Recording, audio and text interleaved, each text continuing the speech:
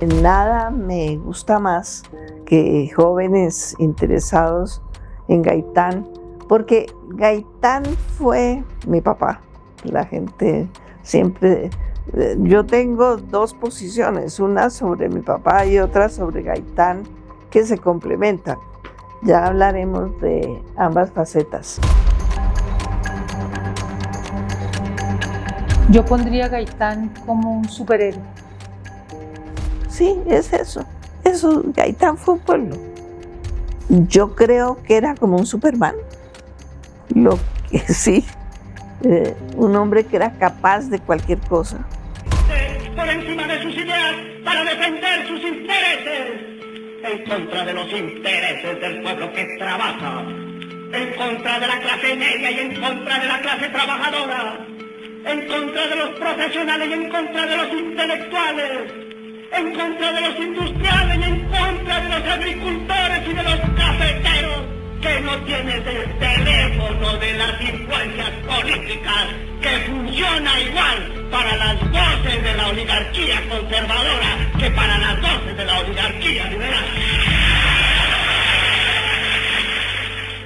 Este hombre, elegante y altivo, el mismo que engalanaba por lado y lado este billete descontinuado de 1.000 pesos, es el cucunubaense Jorge Eliezer Gaitán Ayala. Y ojo a esto, aunque no fue militar, era conocido como el caudillo del pueblo. Los hombres colombianos no podemos ser manejados con ese irrespeto. Hijo de una maestra y un librero, nació en uno de los barrios más populares de Bogotá, llamado Las Cruces. Vengan, les muestro. Así se ve actualmente la vivienda convertida en un local comercial.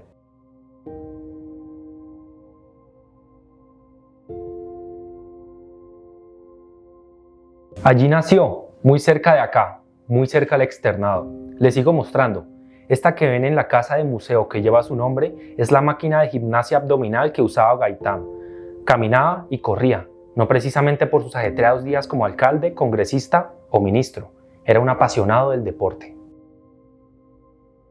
Por su formación como doctor en Roma, Italia, el primer doctor en Colombia, Gaitán, no aceptaba términos medios. Eso era rechazado por los más conservadores. Recuerden que en aquella época la disputa era entre azules y rojos, no precisamente entre Millonarios y Santa Fe, sino entre liberales y conservadores. Tuvo muchos aliados, pero también muchos contradictores. Él quería ser presidente de la República. Yo no soy un hombre, soy un pueblo, decía. La historia reciente de Colombia se dividió hace 77 años, en 1948, cuando el líder liberal fue asesinado a tiros sobre la carrera séptima, en pleno corazón de la capital del país. Nacería entonces una sangrienta revuelta popular que se conoce como el Bogotazo.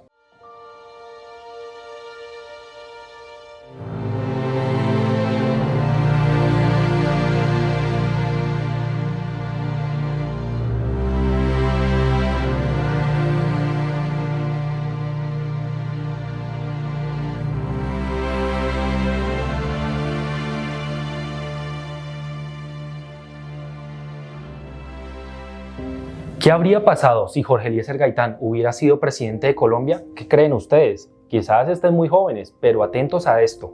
Pensar en Gaitán hoy, con las circunstancias de hoy, es falso.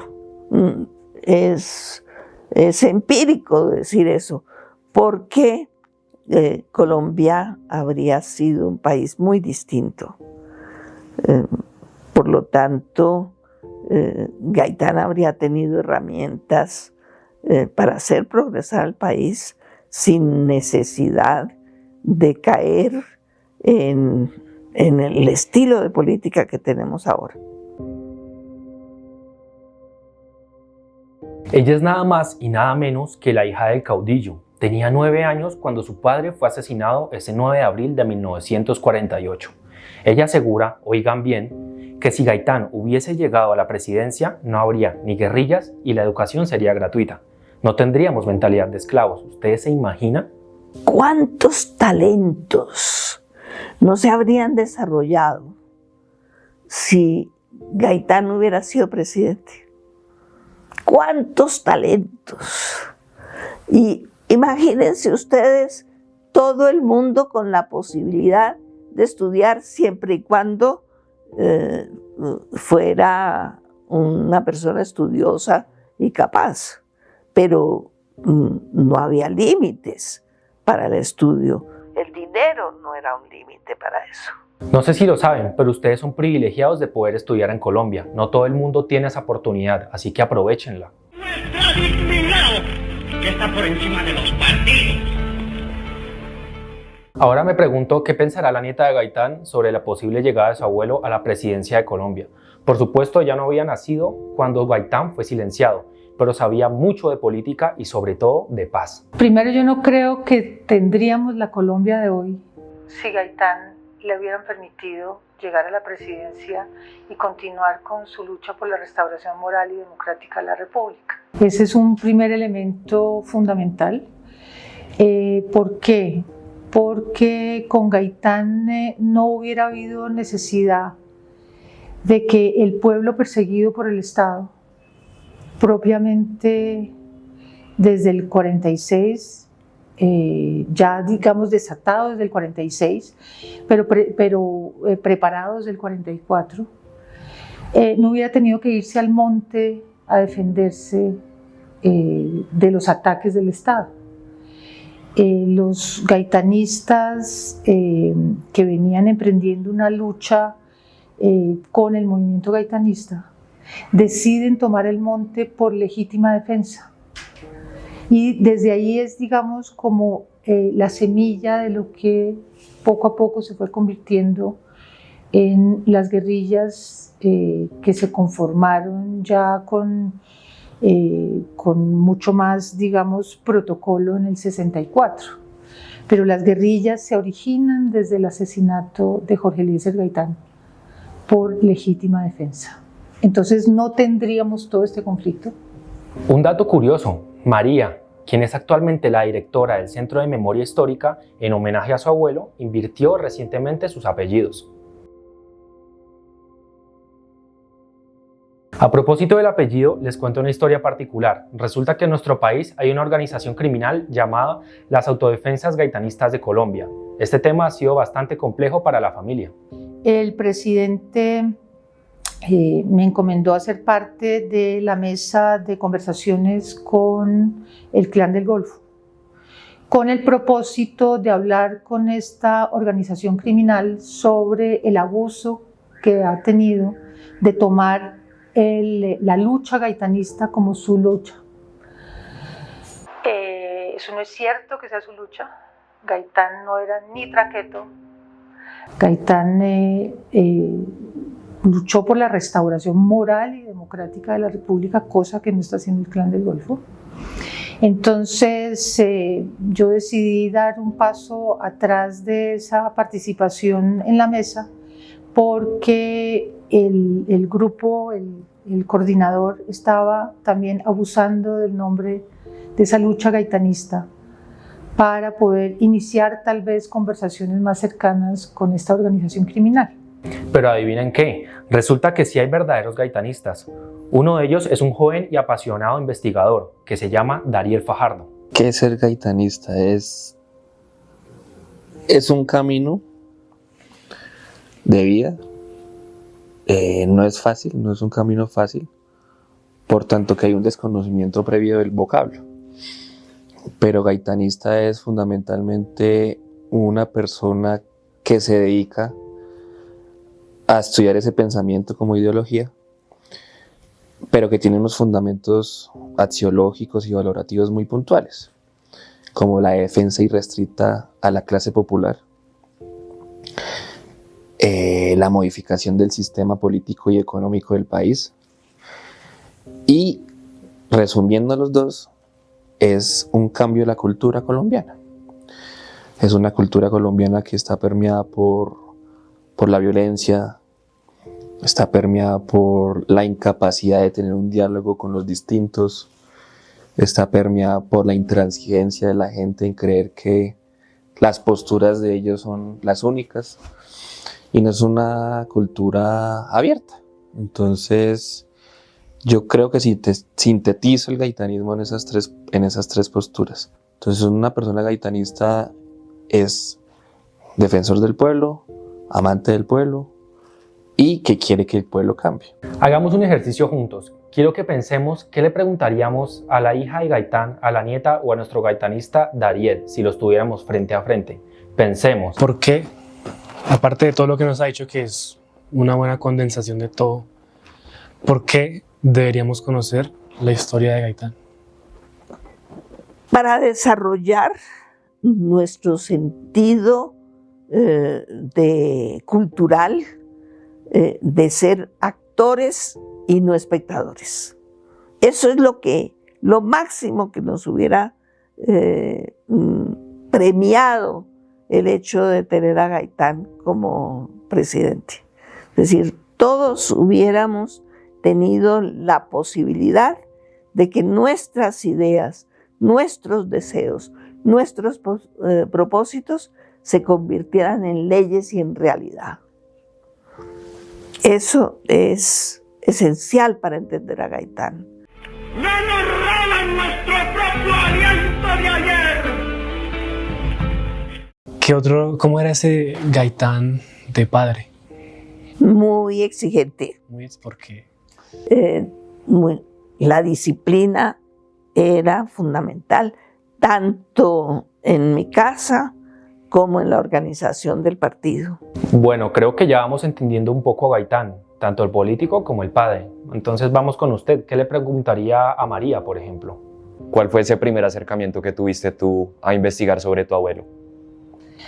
Pues yo nací siendo nieta de Gaitán, ¿no? Entonces, para mí cada 9 de abril era como para muchos en las familias tienen una fecha significativa, Navidad, el cumpleaños de alguien. Para mí era el 9 de abril. Nuestra vida giraba desde el 9 de abril, iniciaba el año. Era una fecha, o sigue siendo una fecha muy importante para mi calendario, y por eso luché en el Congreso para que fuera el día de conmemoración a las víctimas del conflicto, que fuera el 9 de abril. Se logró porque Colombia tiene absolutamente presente esa fecha. Sí. Entonces no fue una gestión tan impositiva, sino más bien es el resultado de una realidad nacional. Cada 9 de abril, gracias a esa gestión, recordemos siempre, se conmemora el Día Nacional de la Memoria y la Solidaridad con las víctimas del conflicto armado. Queríamos que le explicaras a los niños de hoy, de alguna forma, quién fue él, digamos, en un lenguaje para que ellos puedan entenderlo y se interesen, digamos, más por el tema. Pues si yo le hablara a niños, no soy pedagoga, pero si le hablara a los niños, yo pondría a Gaitán como un superhéroe que quería transformar este país para que los niños y las niñas pudieran tener un mejor lugar donde vivir, donde no estuvieran angustiados los padres y las madres en la seguridad de sus hijos, no solamente la seguridad física, sino la seguridad moral, la seguridad alimentaria, la seguridad de salud, de educación, de techo. Y ese superhombre lo estaba logrando. Y lo estaba logrando no solo, como decía este superhéroe, yo no soy un hombre, yo soy un pueblo. Entonces es imaginar un superhéroe que no es una sola persona, sino que es el que da ese faro que aparece en la estatua de la 26, es un faro que ilumina a un pueblo para luchar por sus derechos y por los derechos también de los niños y de las niñas. Bueno, ahora usted, ¿qué le preguntaría a un gaitanista? ¿Actualmente en qué ayudas a Gloria? Porque llegamos, te vimos en el computador, ¿qué estás haciendo? Yo soy su lazarillo. Ella me dice que yo soy su lazarillo. Yo le estoy acompañando en su proceso de investigación de su tesis de neurociencia social y estamos organizando el archivo Gaitán. El archivo Gaitán es un archivo que a lo largo de la historia ha sido objeto de destrucción también por parte de los gobiernos nacionales, pero gracias a la salvaguardia de la familia Gaitán en jefatura de Gloria, pues el archivo existe todavía. De hecho, el archivo está en esta otra pared acá. Estamos organizando el archivo Gaitán, que fue digitalizado por la Comisión de la Verdad. El archivo Gaitán es muy grande. Es un mar. Es un mar que no se ha buceado. Hay archivo Gaitán, que es todo lo documental de él propiamente. Está el archivo de Jornada, que era el periódico del gaitanismo. Y hay un archivo audiovisual que fue posterior al 9 de abril, que es lo que ha hecho María. Entonces aquí nosotros tenemos el archivo de Jornada y el archivo Gaitán.